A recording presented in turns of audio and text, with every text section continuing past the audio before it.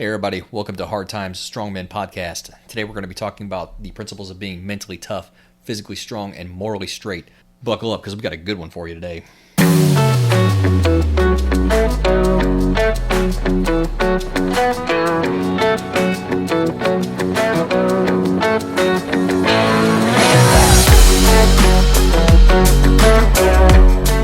Alright, hey guys, welcome to the podcast. This is Hard Times Strong Men, and today we wanted to get into being mentally tough, physically strong, and morally straight, what we believe to be the baseline of everything that we do.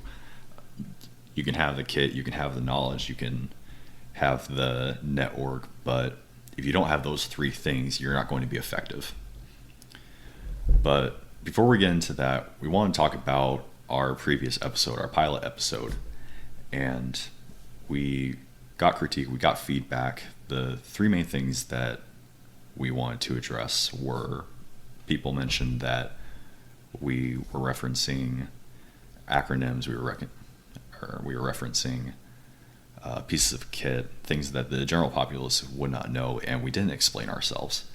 So in the future, we're going to be better about that because we're not just trying to reach former military. We're not trying to reach just military people, past, present, future. We're trying to reach everybody because we're trying to bring the standard of everybody up. So what we mean by mentally tough, physically strong, and morally straight, where I get that wording is when I was in the Army, we had a couple of creeds that we learned. And which creeds are those? One being the infantryman's creed, two being the ranger creed. And we'll go into these all in depth, but being mentally tough, having your resiliency, being able to handle adversity, handle the situations that life throws at you, and to be able to keep going. Physically strong, being able to do all of the tasks that are required of you, demanded of you in your daily life, plus some, because we're talking about trying to get ready to prepare yourself for the worst that life could throw at you and the worst that other people can throw at you. And if you're not an asset to your network, if you're not an asset to your family, then that would make you a liability and someone's gonna have to pick up your slack. And morally straight. If you don't have a good why for why you're doing things, if you're not good in your head and your body and your heart, then you're not going to be effective and you're just going to cause more stress on yourself and others. Right, so let's get into the first one. Let's get into what it means to be mentally tough. So what is being mentally tough?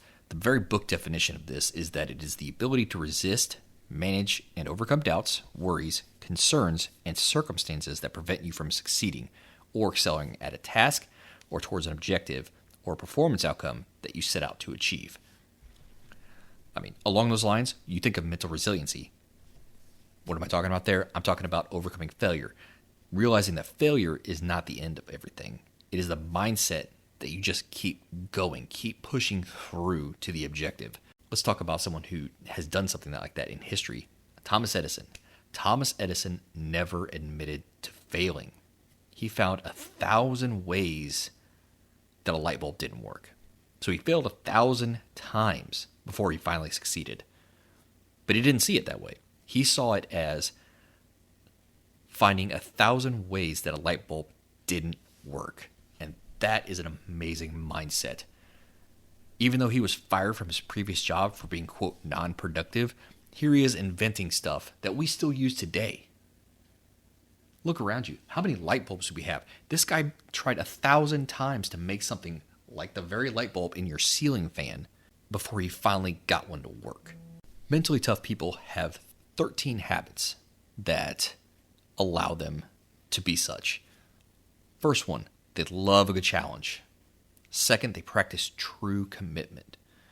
Third, they focus on what is in their control. And a lot of people fail at this one.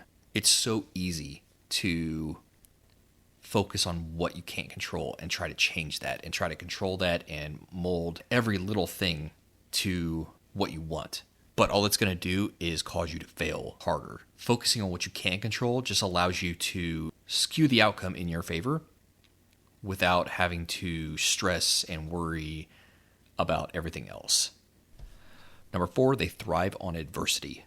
Number 5, they understand the importance of emotional intelligence. Oh my God. How many people today do not understand what emotional intelligence is? There is no shortage, from what I've seen in society, of people that are emotionally stunted, so to speak. Emotionally immature is probably a better phrase.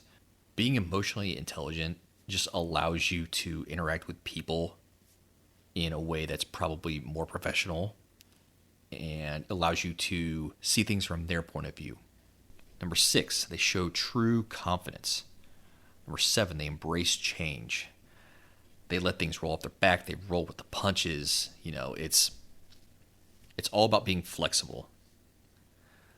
Number 8, they know that fear only leads to regret. I mean, this sounds like something out of Star Wars with, the Jedis, but it's true. It's true in real life.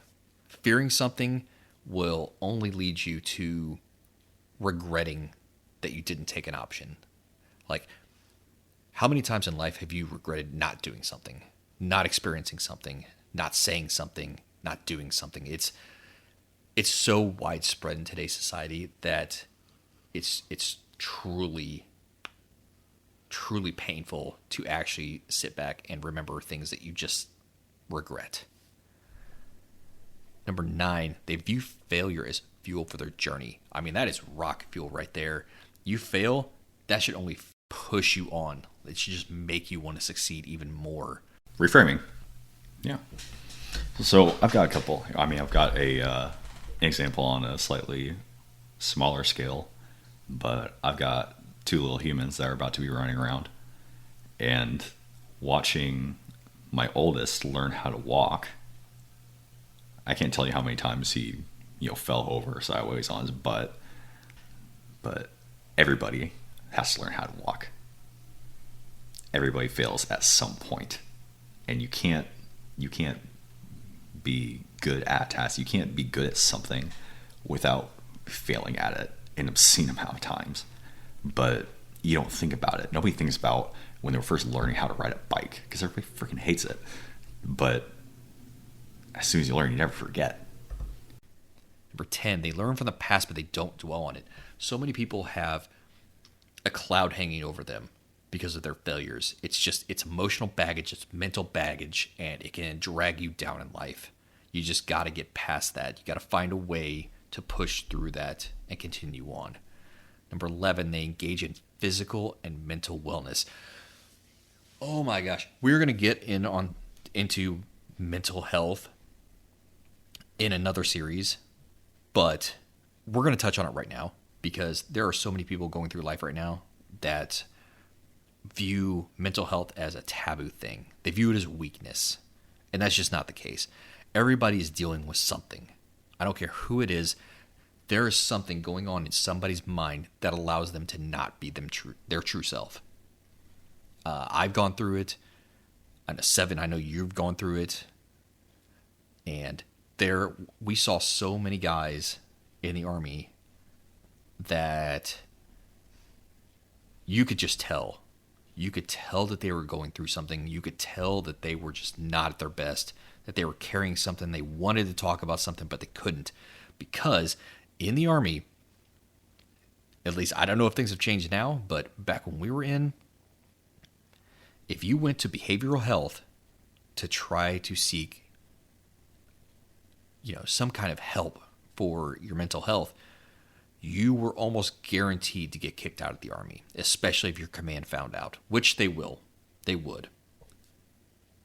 You see shit, you hear shit all the time as an infantryman, especially if you get deployed to a combat zone.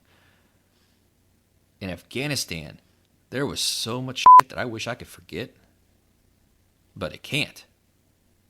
And I wish coming back that I could have gotten help. but I knew that if I did, I was getting kicked out. And that's something that we hope to change. But again, that's something we'll talk about in a later episode. Number 12, they crave feedback and constructive criticism. So many people take these two things personally.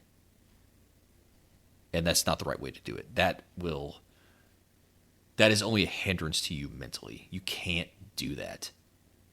You have to be able to take this and be like, all right, thanks, man, and use it to your advantage, because that's what it is. There's not a lot of people out there who are just shitty and want to see you fail. Don't get me wrong. There are plenty of them out there, but it's not as many as you think. True friends, true supportive friends, coworkers, loved ones do not want to see you fail. They want you to go out there and absolutely wreck whatever you come up against. Those that don't, you don't need to be around. You need to cut your losses with them and just cut them out. Not even on as grand a note, you mentioned mental resiliency. So when we were deployed, a constant stressor was taking incoming mortar or rocket fire. And I remember the first week was pretty stressful because every time that, I heard that, that alarm go off, you knew that something was coming in. You didn't know where it was going to land. You didn't know if it was your turn or somebody else, or if it would even hit the base at all. They were pretty crappy shots. But eventually, I didn't even really care anymore. I mean, there was one time where I was taking a shower and I heard the alarm. I didn't even get out of the shower because I knew I'd have to get into full kit, run down, make sure everyone knew where everybody else was at. And, if you're worried about every little thing, you weren't going to have a great time. I remember one guy specifically, he started counting down the days until we were going to go home the day that we got there. And, maybe that was, therapeutic for him, but for me, focusing on, when we would go home just wasn't it. Hell, when I first got into the Army, while I was in processing, I had a sergeant taking care of us, a leader taking care of us. And in one of his, more personal talks with us, he said that you have to have the mentality that you're going to die there. You had to be of the mentality that you weren't coming back, that when you deploy, when you left, you weren't coming home. Not in a strictly morbid sense, or you have to go off and be Rambo, but just being secure in that, knowing that for a fact, not having that doubt in your mind, so that you can focus on the mission instead of not dying. Your physical health, your mental health, your spiritual health, they're all equally important.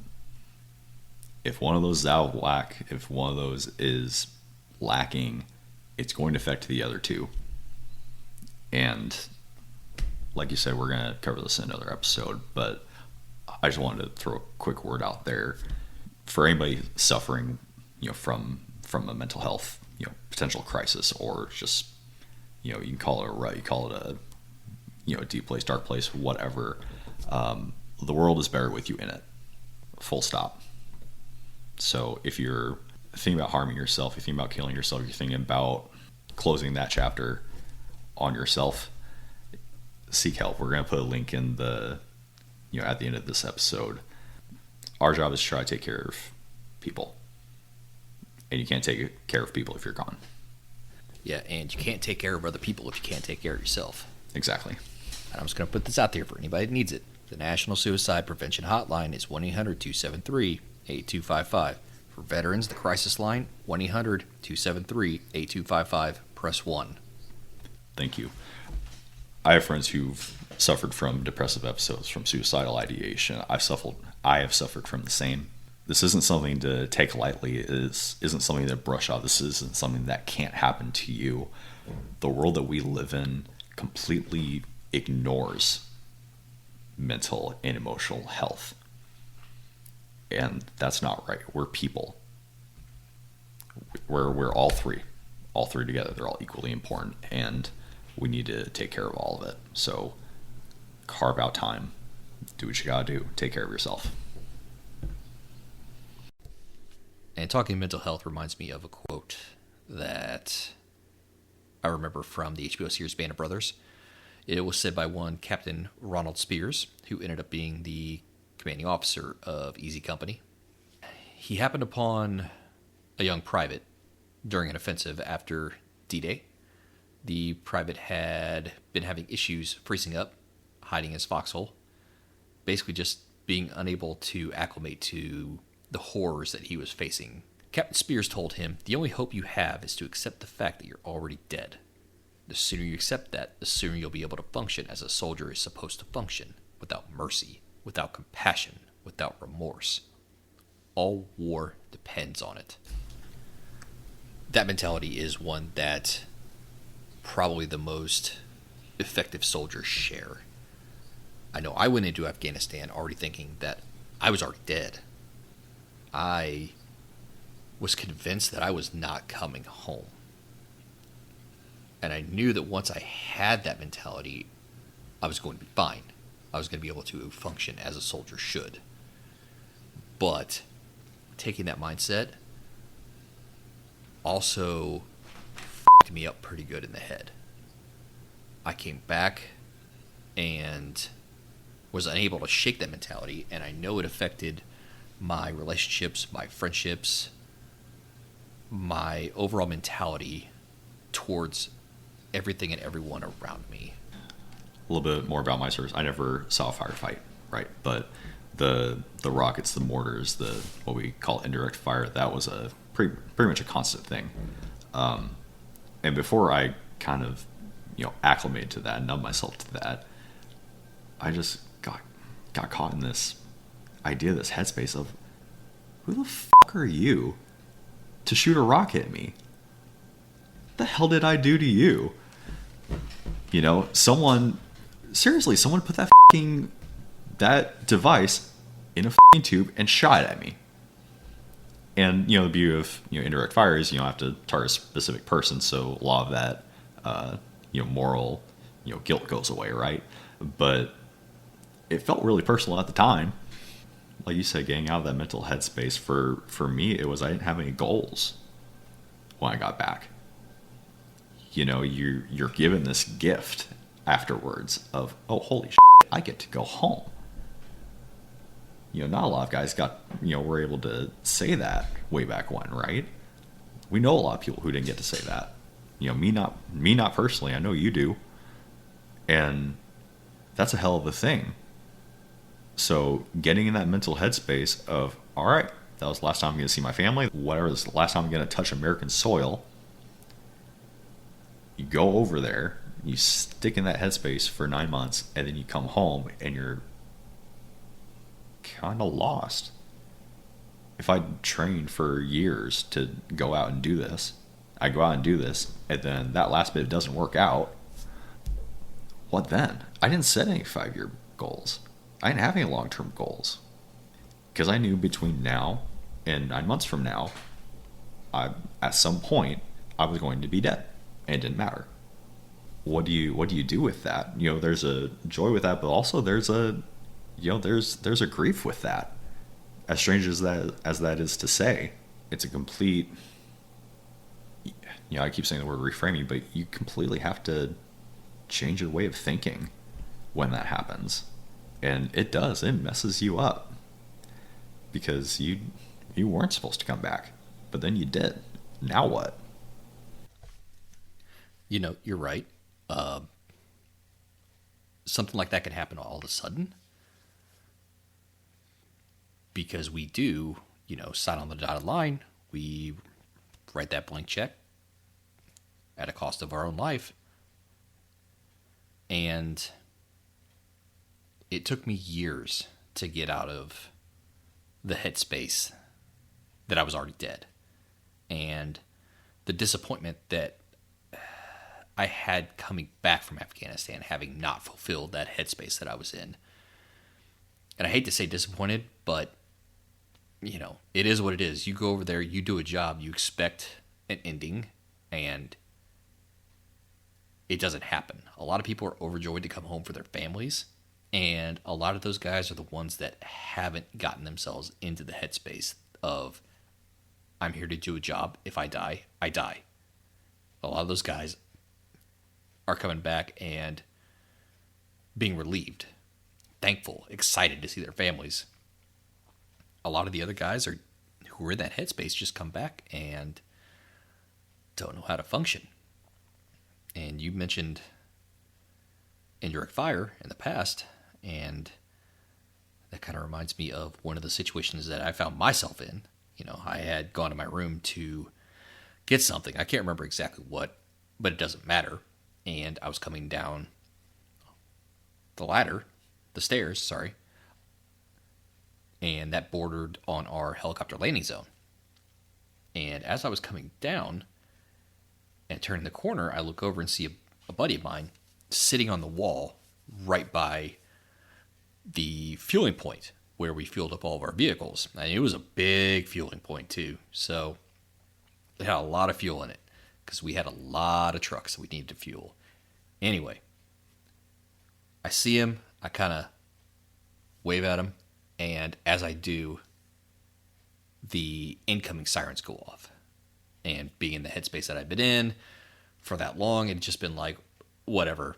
Nobody ran for the bunkers anymore. It was pretty much, like you said, a daily thing. And I looked up and I saw what looked like basically an eclipse.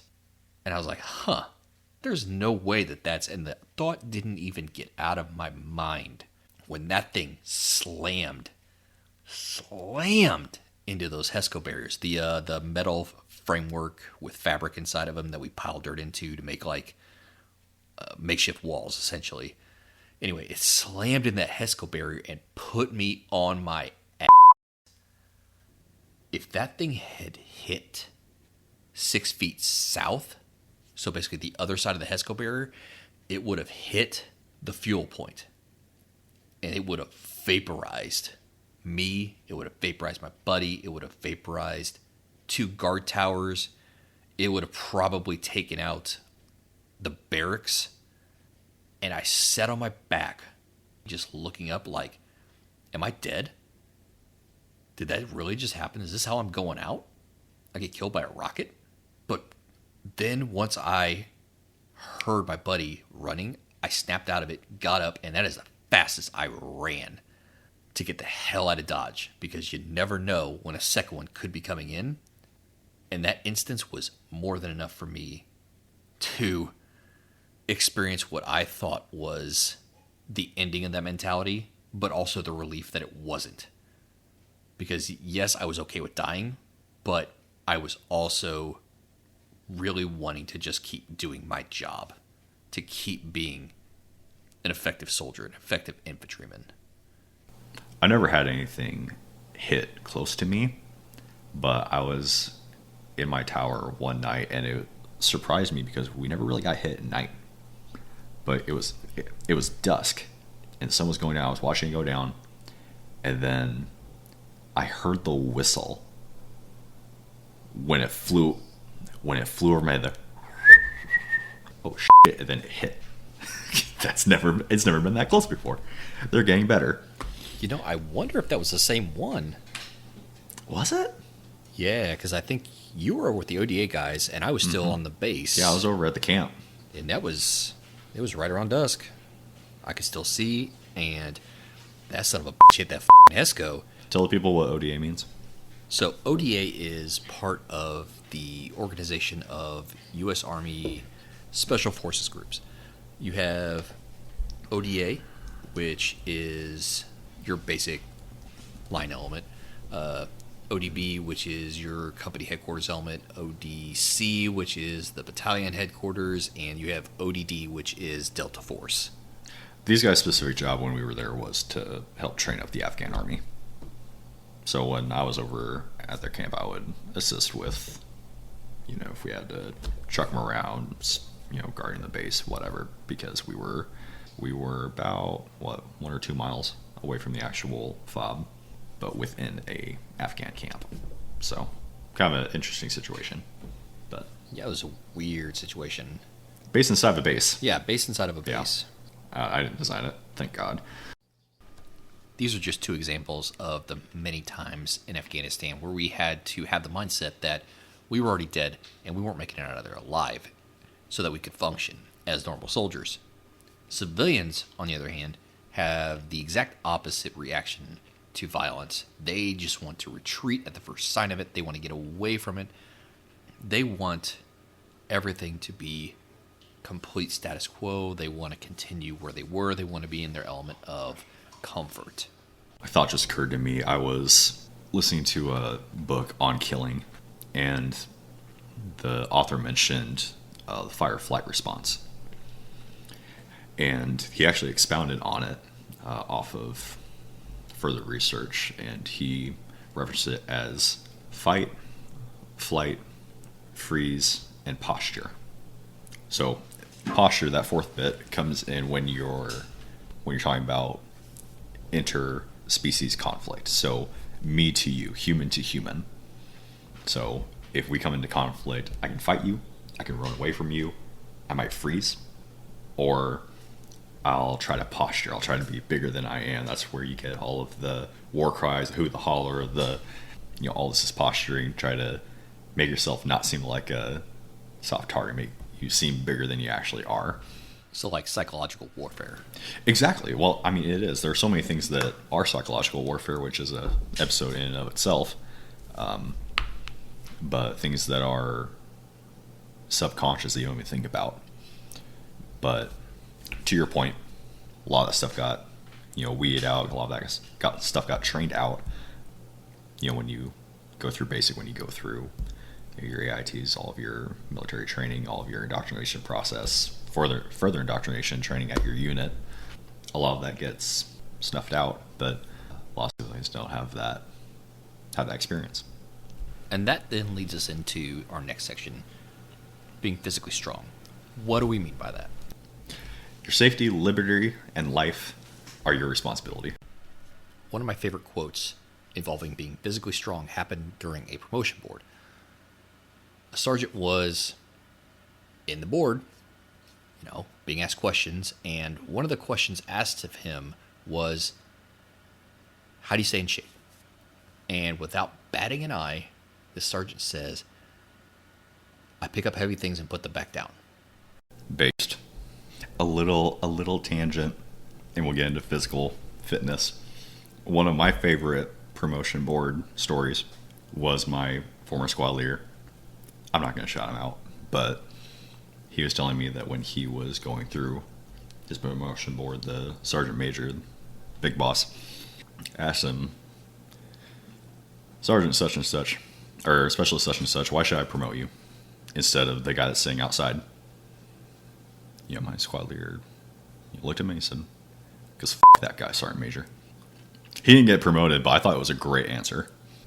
Talking about that, that believing in yourself, that mental toughness.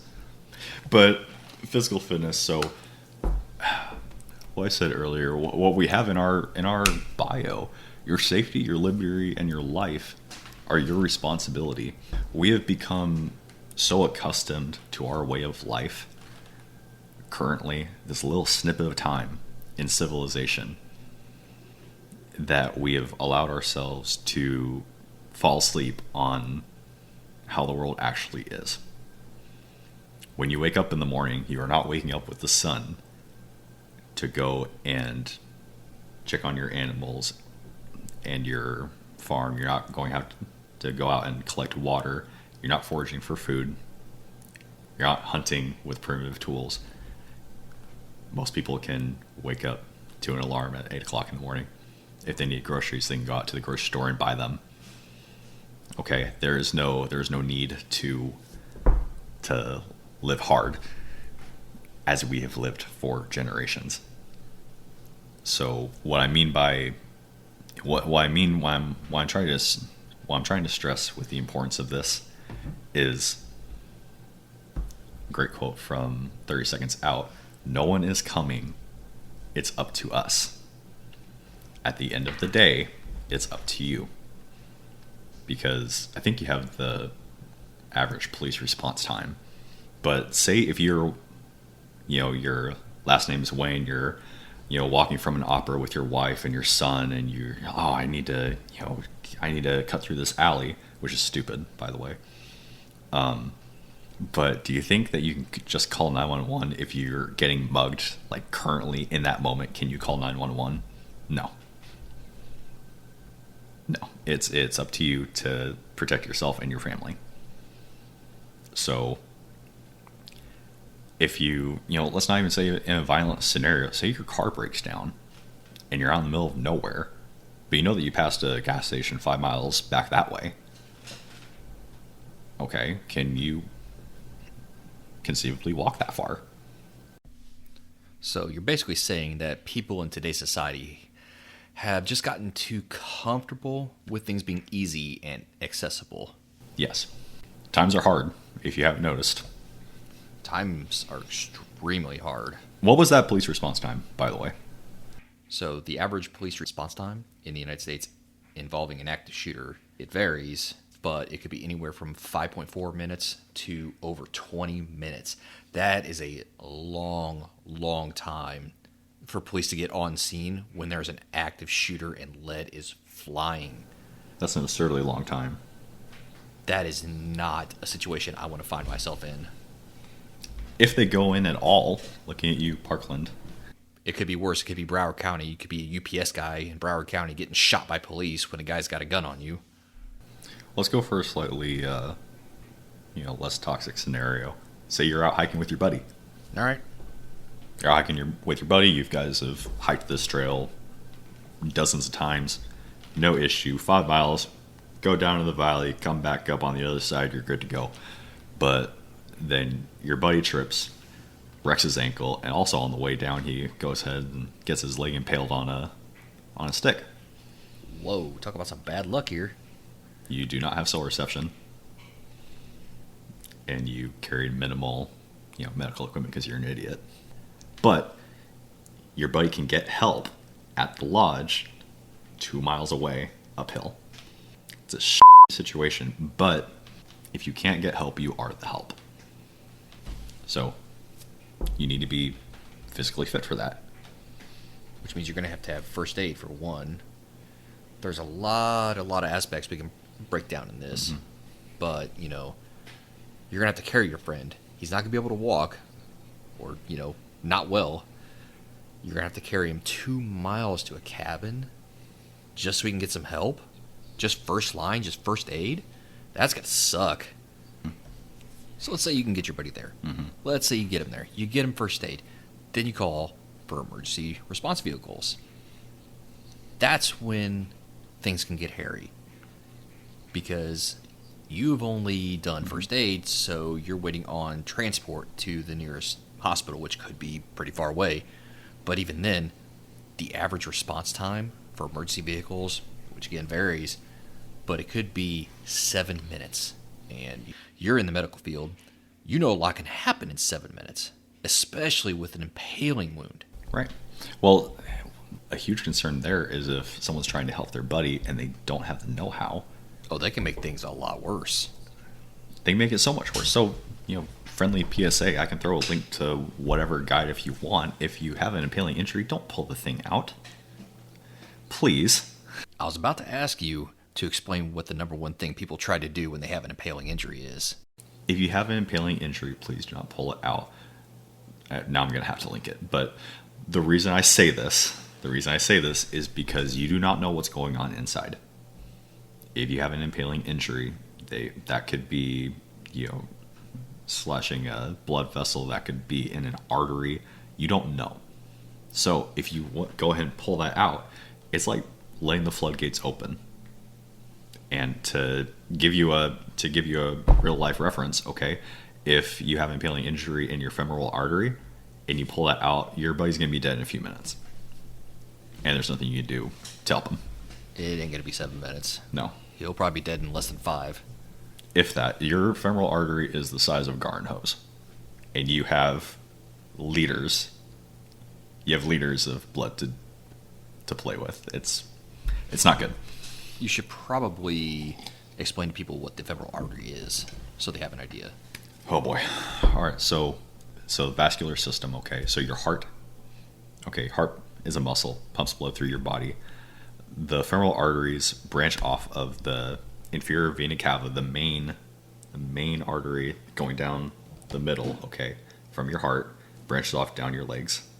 So that's the avenue that blood travels from your heart down to your toes and back up.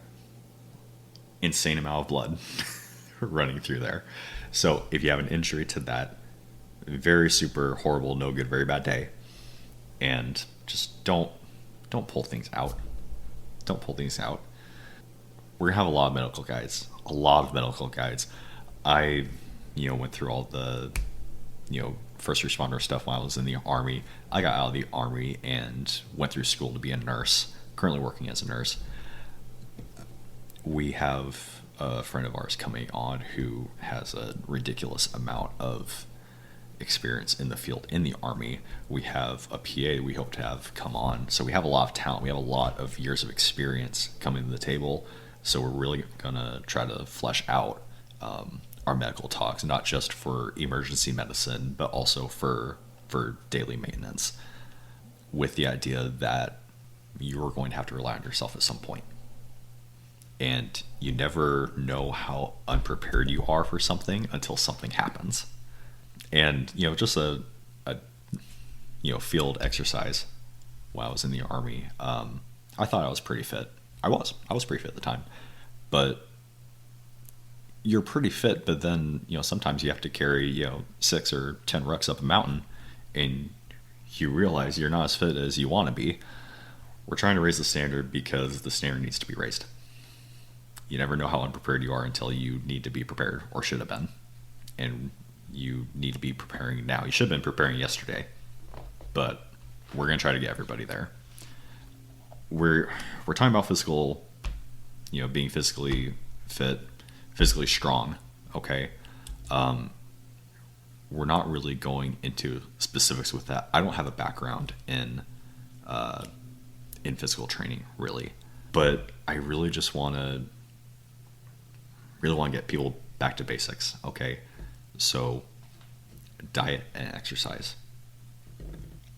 Your intake, your caloric intake, should be equal to or lesser than your calorie expenditure.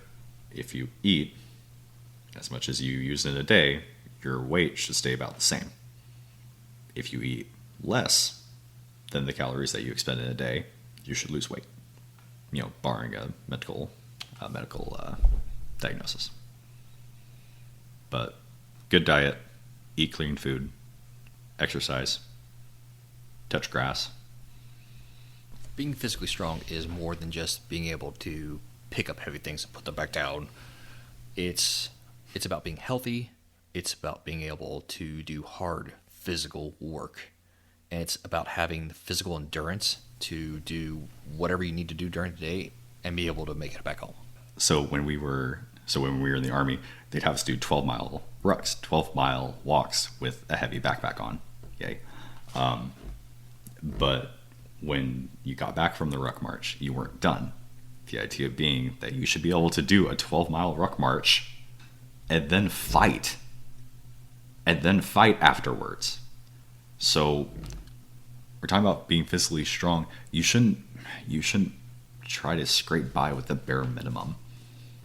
I mean, we lived on the 3rd floor of our barracks. So after we were done doing our 12-mile ruck march, our 12-mile hike, whenever we got back to our troop, not only then we would have to walk back to our barracks from that troop and go up to the 3rd floor.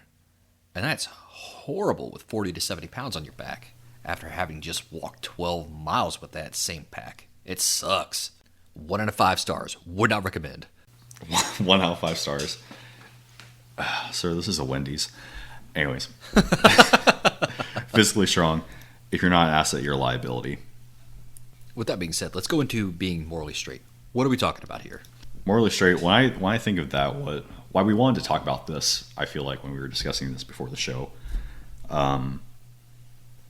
I wanted this section to explain why we feel like we can have this podcast, why we feel like we're in the right, why we can speak about it with confidence and try to influence the culture. For me, that means, I have a responsibility as a husband and a father to take care of my family. I also have a responsibility as someone who is physically, fitter, and with his knowledge base to take care of people who cannot. I see that as my responsibility to take care of people. And a lot of that has to do with just how I was raised, who I am. A lot of that has to do with my faith. But at the end of the day, I think that my job is to protect and preserve human life in all of its forms. This mental toughness, this moral backbone, this physical strength, this all ties together into our job, into my purpose.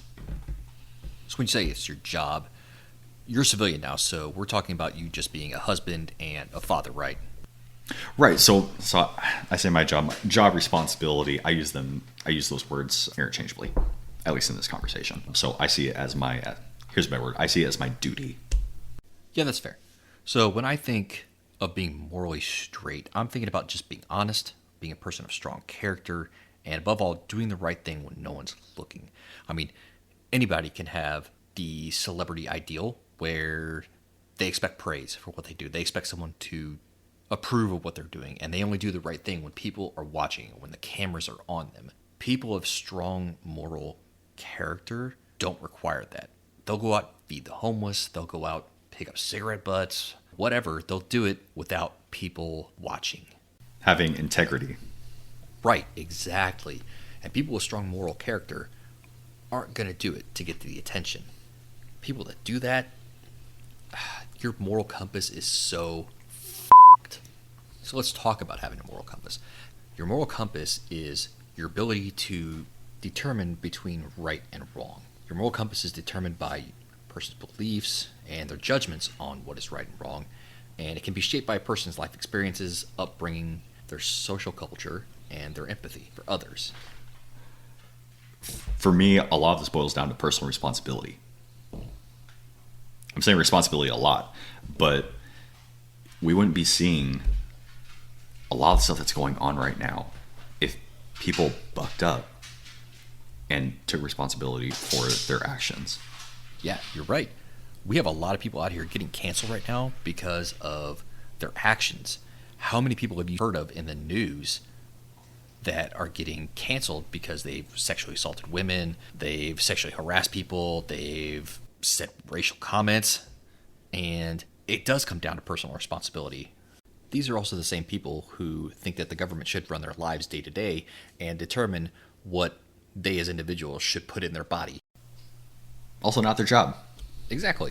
And in dealing with the government, I'm also reminded of a quote from the Pennsylvania Assembly and the reply to the governor written back on 11 November 1755. Think about that. 1755, and that still applies today. Anyway, the quote goes, "Those who would give up essential liberty to purchase a little temporary safety deserve neither liberty nor safety." How true is that still today? The government has taken so many rights from us, and we will never get them back. Ever. And the government loves to take rights. Think about that. They instituted the Patriot Act, which basically allowed for the government to spy on their own people. And when that was set to end, instead of allowing it to end and giving us our rights back, they passed the Patriot Act 2, which did exactly what the Patriot Act did, but more. And we still have not gotten our rights back. I just want to throw out there the Whiskey Rebellion.